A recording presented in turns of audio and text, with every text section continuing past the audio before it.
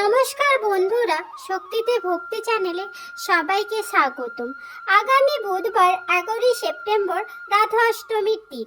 শ্রী রাধা এবং কৃষ্ণকে অবশ্যই নিবেদন করুন এই একটি ভোগ, যা আপনার জীবনে সমস্ত বাধা বিপত্তি, গৃহের সমস্ত অশান্তি দূর হবে, সকল মনস্কামনা পূর্ণ হবে। যে গৃহের উপর শ্রী রাধাকৃষ্ণের আশীর্বাদ থাকেন, সেই গৃহে সন্তুষ্ট থাকেন সমস্ত দেবী এবং দেবতারা।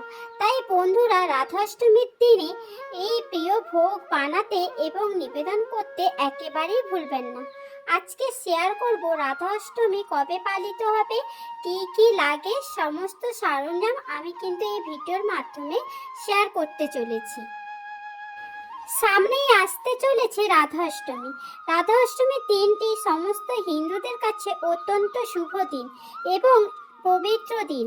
জন্মাষ্টমী যেমন ভগবান শ্রীকৃষ্ণের আবির্ভাব তিথি, তেমনি রাধাষ্টমী হল শ্রীকৃষ্ণের প্রাণাধিক প্রিয়া শ্রীমতী রাধারানীর জন্মতিথি। চলুন বন্ধুরা, রাধার জন্ম কোথায় কিভাবে হয়েছিল একটু তোমাদের সাথে শেয়ার করি। ভাদ্র মাসের শুক্লপক্ষে অষ্টমী রাধার অষ্টমী এবং রাধারানীর জন্ম দিবস হিসেবে পালিত হয়। দ্বাপর যুগে এই পবিত্র তিথিতে দেবী রাধার জন্ম হয়েছিল। পৌরাণিক কাহিনীতে বলা হয়েছে যে রাধা যে মায়ের গর্ভে নয়, বৃষভানুর তপভূমি থেকে জন্মগ্রহণ। রাধা অষ্টমী কবে পড়েছে সবটাই বলছি।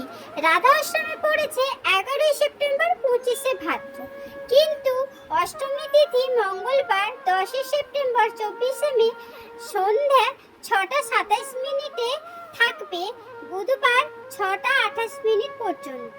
সুতরাং যেদিন আমরা পালন করছি অর্থাৎ বুধবার, তার আগের দিন সন্ধ্যে 6টা 27 মিনিটে কিন্তু ঢুকে যাচ্ছে এই রাধা অষ্টমী।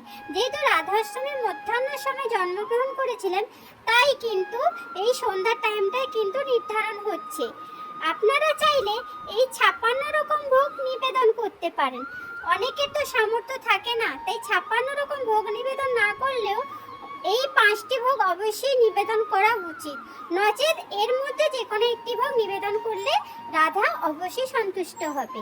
তো যেটা প্রধান এবং প্রথম যে খাবার রাধার প্রিয়, সেটা হচ্ছে দই আরনি।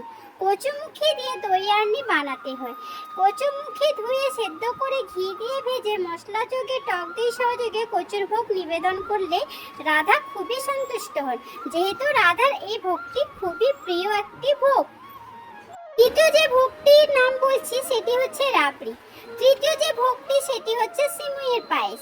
চতুর্থ যে ভোগটি সেটা যেমন শ্রীকৃষ্ণের খুবই প্রিয় লুচি সুজি, তেমনি রাধা রানীরও খুবই প্রিয় লুচি সুজি। সুতরাং লুচি সুজির সাথে সিমুইয়ের পায়েস নিবেদন করলেও রাধা রানী খুবই সন্তুষ্ট হন। এবং পঞ্চম এবং শেষ ভোগ যেটি, সেটি হচ্ছে একটি ফল। সমস্ত রকম ফল নিবেদন করলেও তার সাথে অবশ্যই আতা ফলটি অবশ্যই নিবেদন করুন, কারণ রাধা রানীর সবচেয়ে প্রিয় ফল হচ্ছে আতা। সমস্ত রকম ফল বাদ দিয়ে যদি একটি মাত্র আতা নিবেদন করতে পারেন, তাহলে রাধারানী ভীষণই সন্তুষ্ট হবে। আর সমস্ত রকম ফল অনেকের তো সামর্থ্য থাকে না, কিন্তু অবশ্যই আতা ফলটা নিবেদন করলে রাধারানী খুবই সন্তুষ্ট হয়।